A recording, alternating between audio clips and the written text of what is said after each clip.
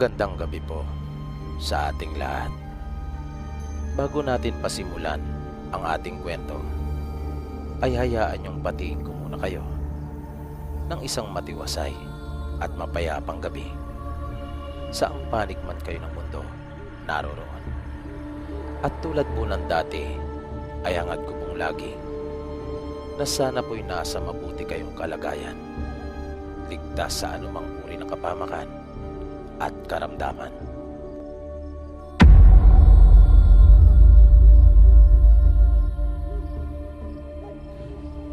At narito na po ang pagpapatuloy ng ating kwento na pinamagatan nating Utang, ang paniningil ng aswang. Kwentong ipinadala sa atin ng isa nating kababayang OFW na nagpakilalang si Kevin. Halina at atin na pong sama-samang pakinggan. Matapos nga naming may plano yung gagawin naming pagpunta sa probinsya, ay naghiwa-hiwalay na kami ng gabing iyon. Pagdating namin sa bahay ni Mia, ay nagpahinga lang kaming sandali at nagsimula na ring mag-impake. Inihanda na namin yung aming mga dadalhin. Kinabukasan ay kami na rin ang nagpunta ni Mia sa mga bar na tinutugtugan namin upang magpaalam. Napagkasunduan namin na doon na magkita kanila doon. Magdadala din sila ng sasakyan. Mas malaki yung sa kanila at doon namin ilalagay karamihan ng mga kasangkapan namin sa banda. Ipinaalam din namin ni Mia kay Mama yung aming plano. At hindi naman ito tumutol. Pero mahigpit niya kaming pinagbilinan na mag-ingat. 2 araw na lang at aalis na kami. May panahon pa, naisip ko. Kaya namili pa kami ni Mia ng mga kakailanganin namin. Malayo-layong biyahe din at kailangan pa naming isakay yung aming sasakyan sa barko. Magastos pero naisip kasi namin na baka yun na yung hinihintay naming break. At higit pa sa pera ang maaari naming makamit pag nagtagumpay kami. Isa yung pakikipagsapalaran na kailangan naming gawin. At alam naming hindi kami makakaiwas. Mabilis na lumipas ang 2 araw. Oras na para umalis. Magkahalong kaba at excitement ang naramdaman namin pareho ni Mia. Nang bumabiyahe na kami papunta ng pier, ay tumawag sa amin si Don at sinabing mauna na sila. Wag na raw kami maghintayan at sikapin magsabay dahil marami ang papauwi pagkat bakasyon noon. Mahirap daw maipwesto at maisakay ang sasakyan dahil marami. Ang unang barko na naka-schedule na umalis ng mas maaga doon ay malapit na raw mapuno. Dahil doon ay wala na akong nagawa pa kundi ang pumayag sa gusto niyang mangyari. Sinabihan pa nga niya ako na magmadali dahil baka maubusan na ng slot para sa sasakyan ko yung natitirang barko. Makaraan ng may kalahating oras ay muling tumawag si Don upang ipagbigay alam na paalis na ang barkong sinasakyan nila. May isa pang barko at yun ang hinahabol namin ni Mia na masakyan. Hindi naging madali yung aming naging biyahe. Muntik pang maubusan ng slot yung aming sasakyan. Nang dumaong yung barko sa pier ng probinsya namin ay madilim-dilim pa. Pero dahil sa alam ko naman ang daan kung kaya bumiyahe na rin kami ni Mia. Medyo malayo-layo pa yung pupuntahan namin. Mas malayo pa iyon sa bayan namin. Kaya naisipan namin ni Mia na dumaan muna sa bahay nila lolo at lola. Gulat na gulat sila nang makita ako. Panay ang iyak ni lola sa sobrang kasiyahan. Hindi daw nila inaasahan. Nasurpresa sila.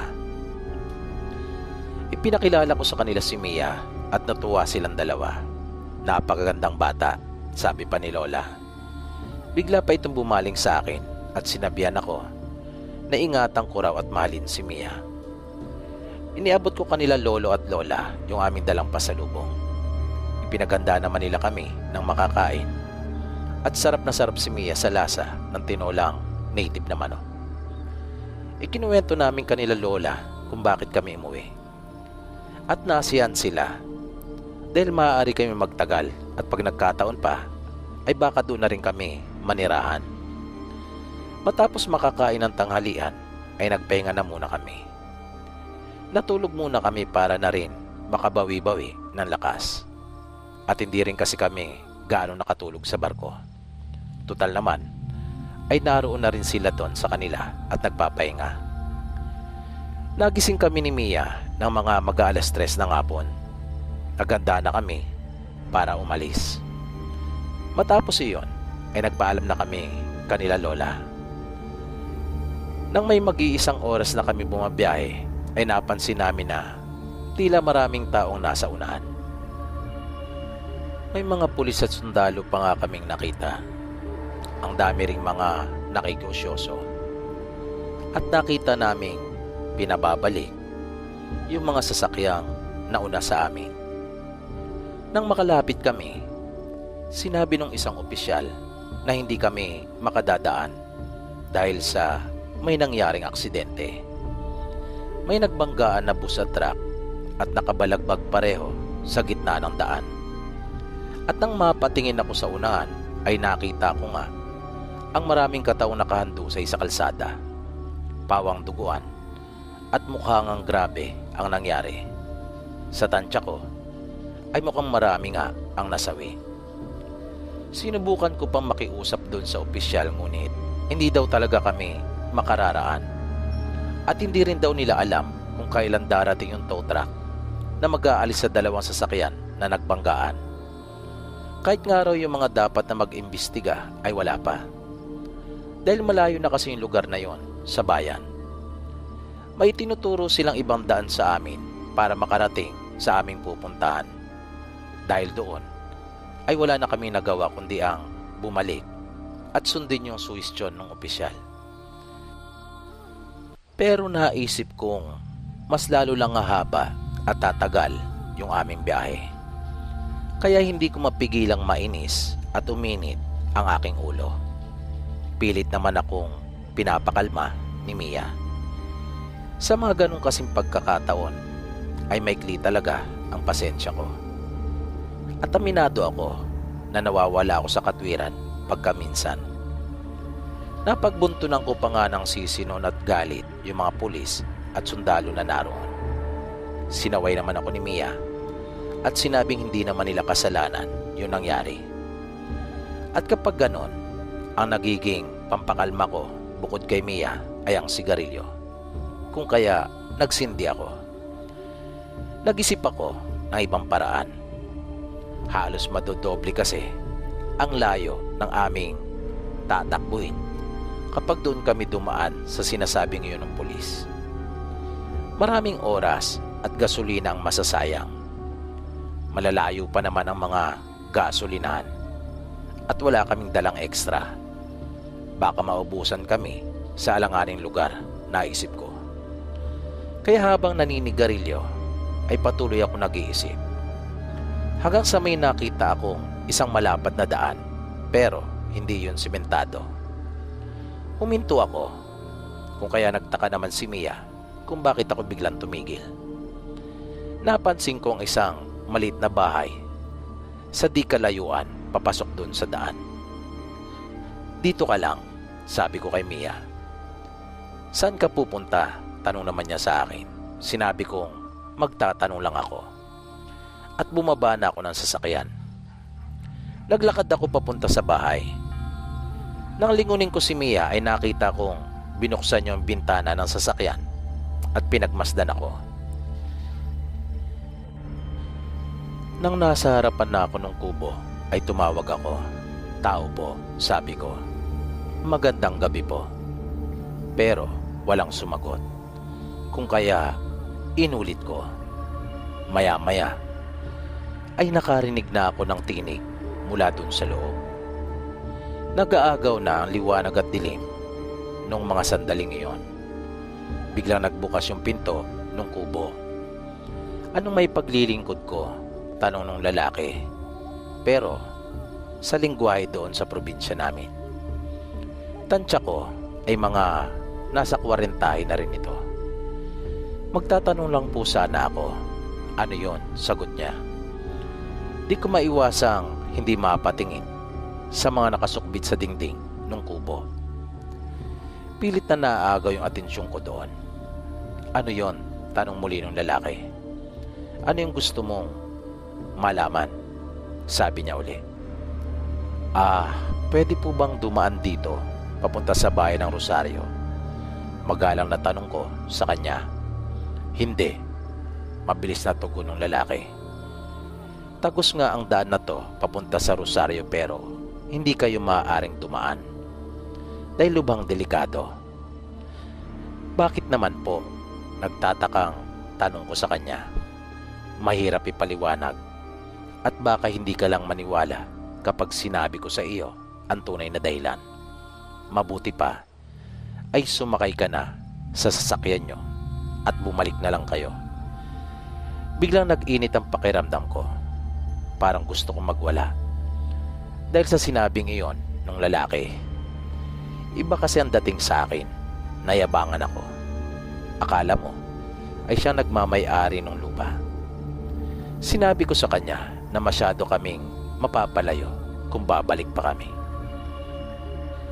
Dahil sarado yung kalsada pagkat may nangyaring aksidente at pinapaikot ang mga bumabiyahe, mas mabuti nang umikot na lang kayo at mapalayo basta makarating kayo sa pupuntahan nyo ng buhay kaysa magpumilit kayong dumaan dito, sabi nito. Pero nakatawag ng pansin sa akin yung sinabi niya. Lalo akong naangasan sa kanya. Para bang may halong pananakot? Para bang pinagbabantaan na niya kami? Gusto ko na nga sanang unahan at sapakin yung lalaki, kaya lang naisip kong lalo lang kaming maaabala at nagalala ako para kay Mia.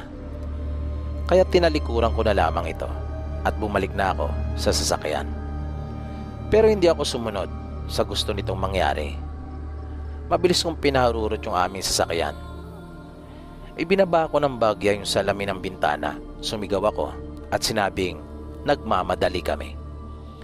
Nang sipating ko siya sa side mirror ay nakita kong nakatayo pa rin ito sa gilid ng kalsada at nakatanaw sa amin kahit na medyo malayo-layo na kami. Ano ang nangyari? Tanong ni Mia. Wala. Sagot ko naman sa kanya. Bakit parang iba yung reaksyon ng lalaki? Tanong niyang muli sa akin. Wala yon. Ganun lang talaga magsalita ang mga tao dito sa probinsya namin. Punong-puno ng emosyon. Huwag mo nang isipin masyado yon. Wala yon. Makalipas ang mahigit 10 minuto ay muling nagsalita si Mia. Tinanong niya ako kung tama ba yung tinatahak naming daan. Baka naman daw naliligaw na kami. Nangiti naman ako at sinabing tama ang tinutumbok namin at hindi kami maliligaw. Sinabi ko pa sa kanya na 18 taon yata akong tumira at namuhay sa aming probinsya at gala ako. Napanatag naman siya. Isinandal na niya ang kanyang ulo sa upuan. Huwag kang mag-alala, okay? Ako ang bahala, sabi ko sa kanya. Makalipas pang ilang sandali ay napansin kong ang kapal ng hamog at halos wala na akong makita sa aming dinaraanan. Napansin din ni Mia, parang napakasukal na nung aming tinatahak. Sinabihan ako nito na hihinto na muna yung sasakyan at bumalik na lang daw kami. Kinakabahan na raw siya. Nakakatakot daw yung lugar. Pakiramdam niya ay parang may bigla na lang lalabas sa gilid at haharangin kami. Sinabi ko kay Mia na wag nang mag-isip ng kung ano-ano at magpahinga na lang. Iminungkahi ko pa nga sa kanya na matulog na lang at akin na lang siyang gigisingin kapag dumating na kami doon, kanila doon. Pero hindi ko ito makumbinsi. Hindi daw siya inaantok. Alam ko at nararamdaman kong nag-aalala talaga siya. Pero naiintindihan ko yon dahil lumaki talaga si Mia sa Maynila at noon pala nakakita ng ganong uri ng mga lugar, habang ako naman ay sanay na. Baliwala na sa akin yung mga ganong tanawin. Kahit isang balahibo nga ay hindi na ako tinatayuan dahil karaniwan na lang yon para sa akin. Ang pinoproblema ko lang ay yung daan dahil nahihirapan na akong makakita. Nahihirapan ako makita kung ano yung nasa unahan. Nag-alala ako na baka may bigla na lang tumawid na baka o di kaya ay kalabaw at madisgrasya kami. Hanggang sa bigla na lang bumagal yung sasakyan at naging alo. At ilang sandali pa ay bigla na lang itong huminto. Bigla naman nagtaka si Mia kung bakit bigla kaming tumigil. Hindi ko alam, sabi ko sa kanya. Makailang ulit ko pang sinubukang paandarin yung sasakyan pero ayaw na nito. At napansin kong may lumalabas ng usok mula dun sa ilalim ng hood. Kaya dito na ako nanlumo. Naisubsob ko na lamang yung ulo ko sa manibela. Parang bigla ako nang hina sa akin nakita. Buwisit. Iyan ang paulit-ulit kong naisigaw. Hindi mo ba chinek yung sasakyan bago tayo umalis? Tanong sa akin ni Mia. Ano naman ang dapat kong i-check maayos namang manakbo to. Nairitang sagot ko naman sa kanya. Alam mong malayo yung biyahe natin, dapat chinek mo man lang kung maayos bang lahat. Hindi ako mekaniko, okay? At binuksan ko ang hood, pati na yung pinto at bumaba na ako. Ayoko makipagtalo sa kanya. Dinampot ko rin yung aking cellphone at binuksan ang flashlight. Ang problema, hindi ko naman alam kung ano yung titignan ko. Dahil wala naman talaga akong alam pagdating sa pagkukumpuni ng mga sasakyan. Marunong lang ako mag-drive pero hindi ako marunong kumalikot. Maya-maya ay may narinig ako sa di kalayuan. Hindi ako sigurado kung ano yung narinig ko pero kakaiba iyon. Kaya nga napalingon akong bigla. Dahan-dahan kong iginala yung aking paningin. Madilim na noong mga oras na yon, kung kaya yung naaabot lang ng liwanag ng aking cellphone ang aking nakikita. Ano yon? Tanong sa akin ni Mia. Hindi ko alam, sagot ko sa kanya.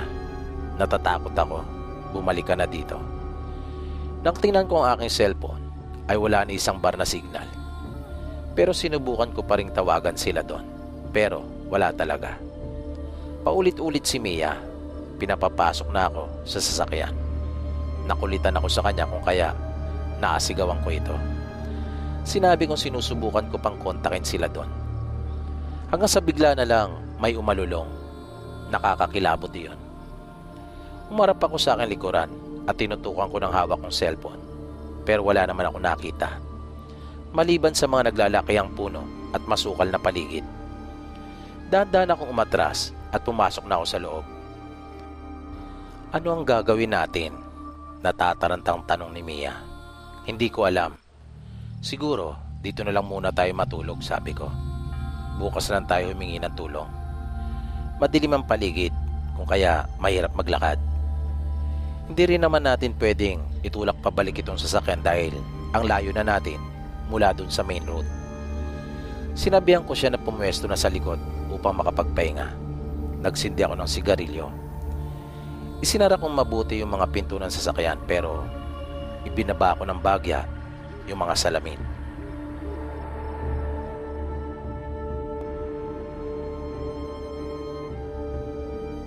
Ako po ay lumaki sa isang probinsya. Bata pa lamang ako, kasama ng aking dalawang kapatid, ay nakakabit na po sa amin ang katagang aswang. Tawagin niyo na lang po ako sa pangalang Maylin. Kinalakihan na po namin ang ganitong sitwasyon na kung saan ay pinaghihinalaan ang amin pong mag-anak na may lahing aswang.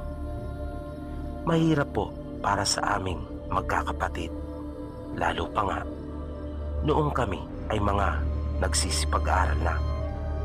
Halos araw-araw na lamang po ay hindi kami nakakaiwas sa mga panunukso ng aming mga kamag-aral. Kaya hindi po namin naranasan na magkaroon ng mga kaibigan at kalaro noong aming pong kabataan. Kami lamang pong tatlo ng aking mga kapatid ang naglalaro kapag may pagkakataon.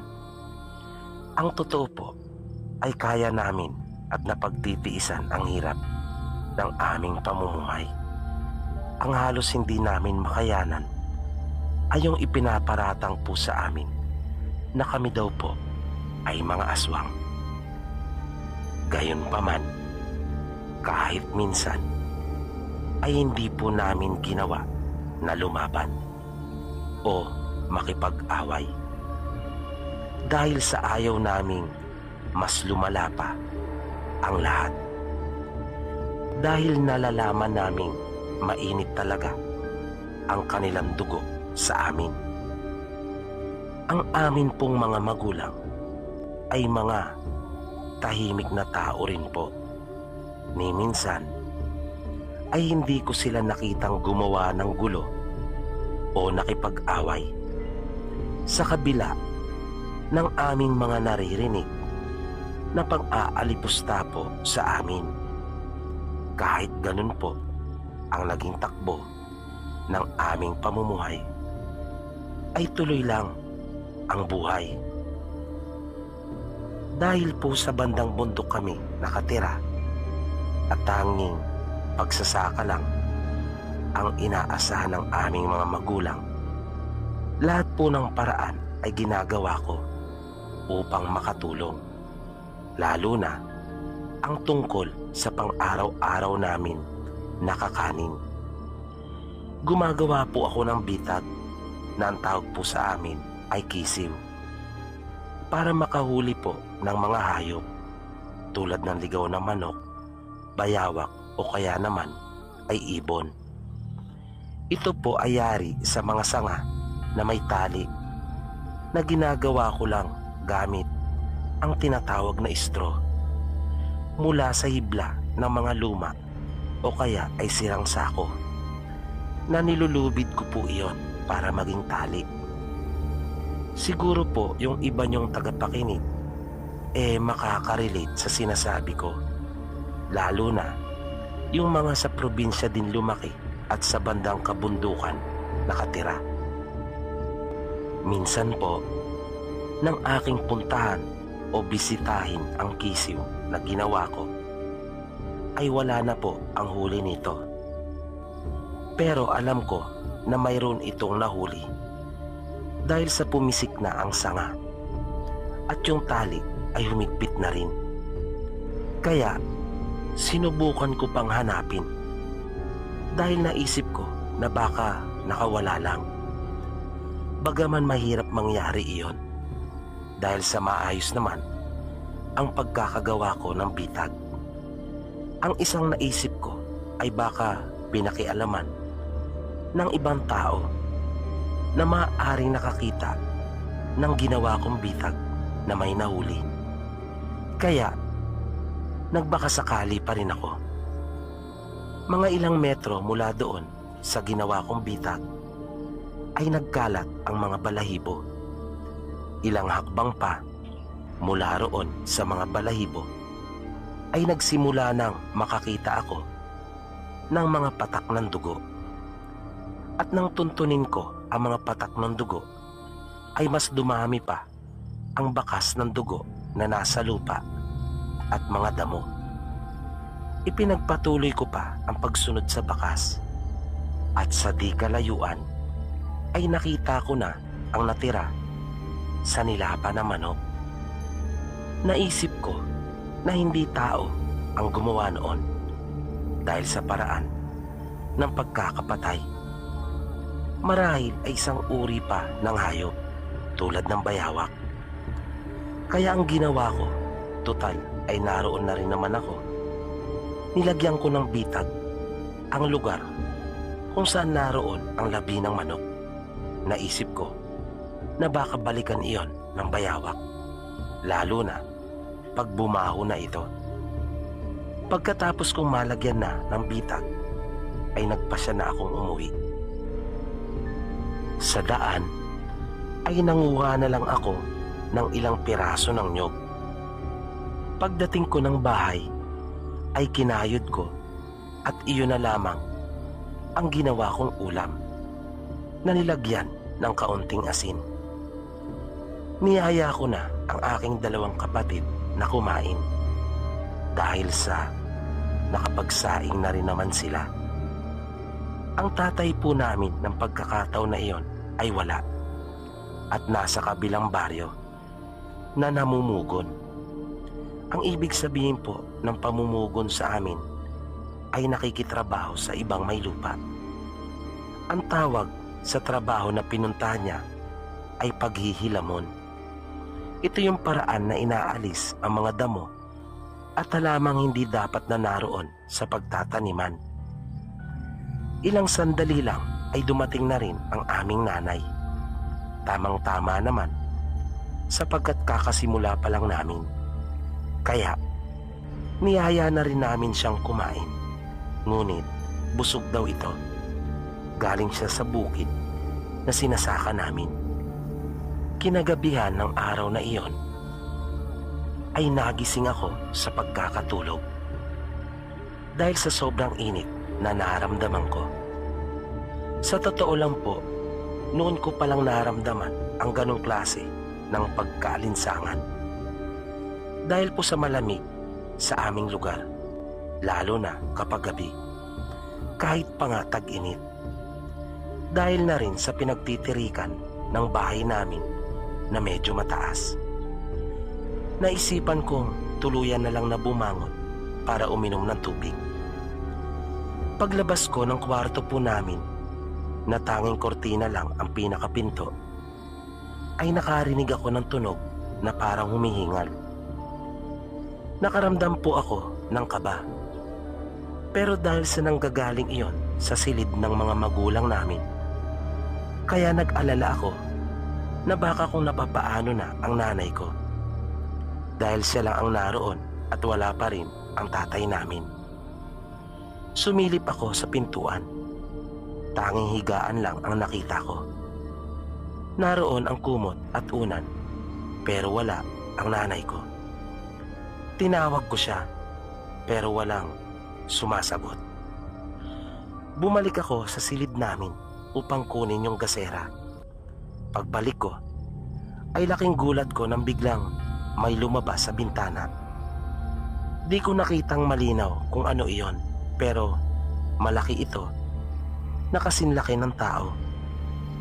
Sa takot ko ay mabilis akong bumalik sa aming kwarto at nagtalukbong ng kumot. Di ko na namalayan na nakatulog na pala ako. Kinabukasan, nang ako po ay magising, tandang-tanda ko pa, noon po ay araw ng linggo. Pagkatapos kong gawin ang mga gawaing bahay, ay pinuntahan ko kaagad ang ginawa kong bitag sa pag-asang baka may nahuli na ito. Pagdating ko sa lugar, ay natuwa pa ako dahil nakita kong naroon ang nanay namin. Nakaupo siya na kahit nakatalikod ay nakilala ko kaagad siya dahil sa suot niyang damit. Kaya sinabi ko na nakita niya rin pala ang kisiw ko. Bigla siyang natigilan. Hindi ito umimik. Na magsalita akong muli habang papalapit na sa kanya, ay nagulat ako nang bigla itong lumingon at tumarap sa akin. Di ko malaman kung ano talaga ang eksaktong naramdaman ko ng mga pagkakataon na iyon. Magulo din po ang isip ko. Kitang-kita ko po kasi na nagkalat pa ang dugo sa bibig niya at kakaiba po talaga ang kanyang mukha. Tumakbo ako pauwi sa amin. Pagdating sa bahay, ay hindi ako makausap ng mga kapatid ko. Iyak lang ako ng iyak. Dahil sa nalaman kong totoo palang lahat ng mga ibinibintang sa amin na may lahi pala talaga kaming aswang.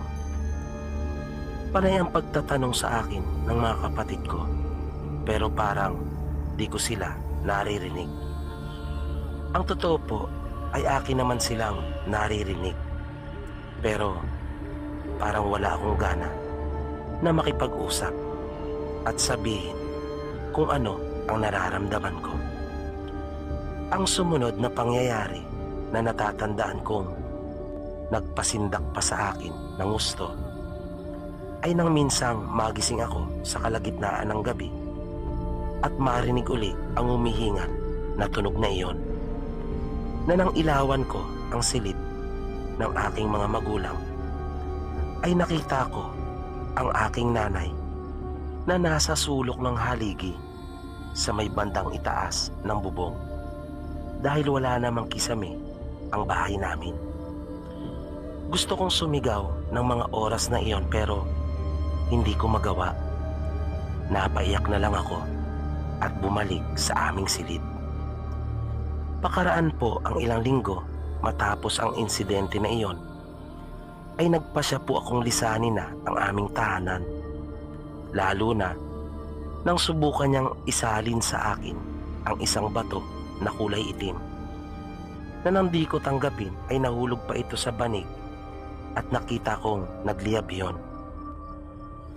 At sa unang pagkakataon po ay nakita kong nagalit ng napakatindi ang aming nanay.